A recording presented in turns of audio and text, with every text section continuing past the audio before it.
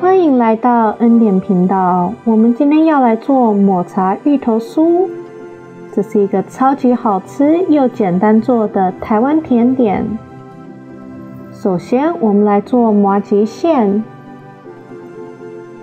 倒入40克的糯米粉，8克的太白粉，8克的糖，然后分批倒入80克的牛奶，搅拌到完全看不到淀粉，就可以拿去蒸了。蒸熟后，倒入6克的油，再用手把它揉成一团。那如果怕干的话呢，可以用保鲜膜把它盖住，放到旁边。我们就可以来做油皮了。我们要加135克的面粉，45克的油，稍微搅拌一下，再倒入65克的热水，搅拌到成团，就可以放到一边了。那我建议收在保鲜膜里面，这样子比较不会干。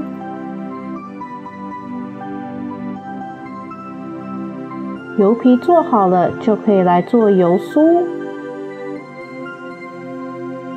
加入100克的低筋面粉，5克的抹茶粉和45克的油，一样把它搅拌到成团就好了。成团后，可以把它收在保鲜膜里面，放到旁边。那我们要把它分成12块，油皮每一个差不多21克，油酥12克。那把油酥放在油皮里面，轻轻的往上推，然后收口。可以用手把它揉圆。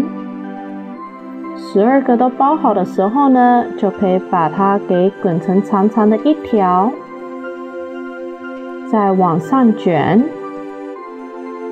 再一次把它滚成长长的一条，往上卷。12个都做好的时候呢，我们就可以来准备馅。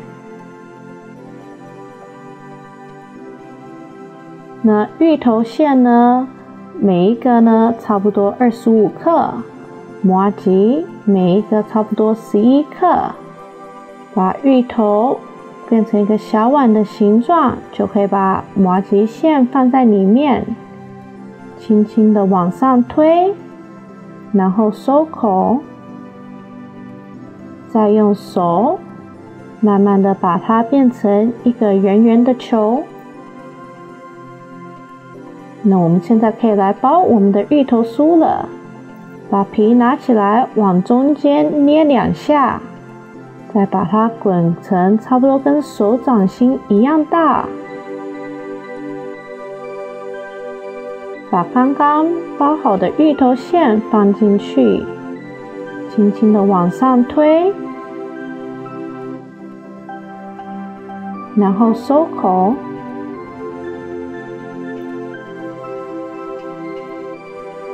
那记得一定要把它捏紧，这样子烤完之后馅才不会爆出来。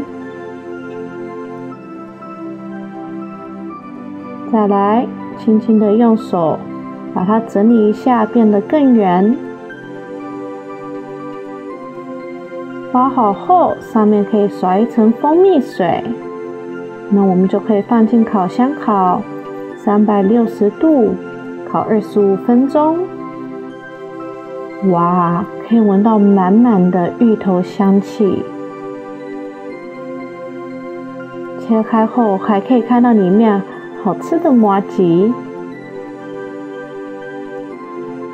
喜欢的人请订阅、按赞、开启小铃铛。我们下次再见。